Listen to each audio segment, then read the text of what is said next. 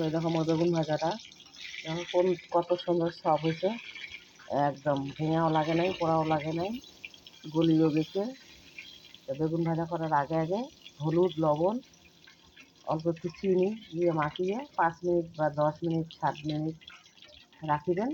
তারপর বেগুনটা কড়াইয়ে তেল দিয়ে দিবেন, দিয়ে অল্পক্ষণ ঢাকা দিবেন।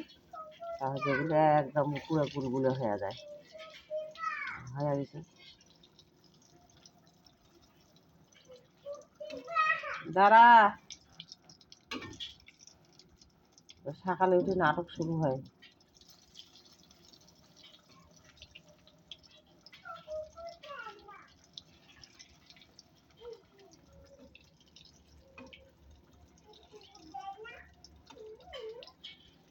দাঁড়া, আনতেছি, দাঁড়াও।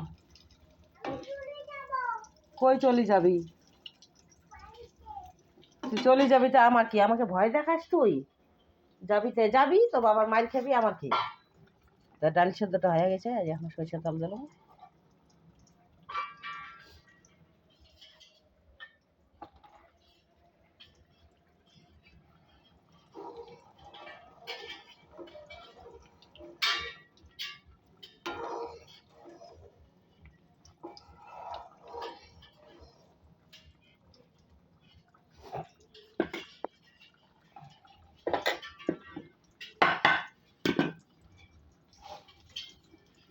বেগুন ভাজা হয়ে গেছে,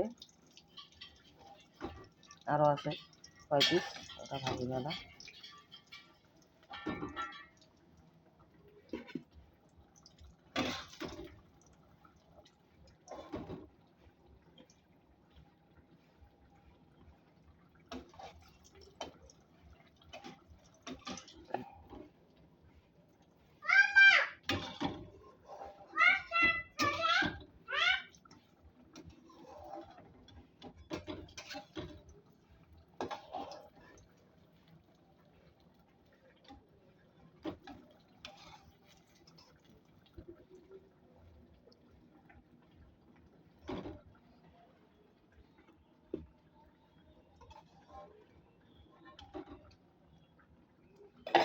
দাঁড়া, আর 2 পিস আছে, দিয়ে দেই কড়াইয়ের মধ্যে, দিয়ে তোকে মোবাইল দেই।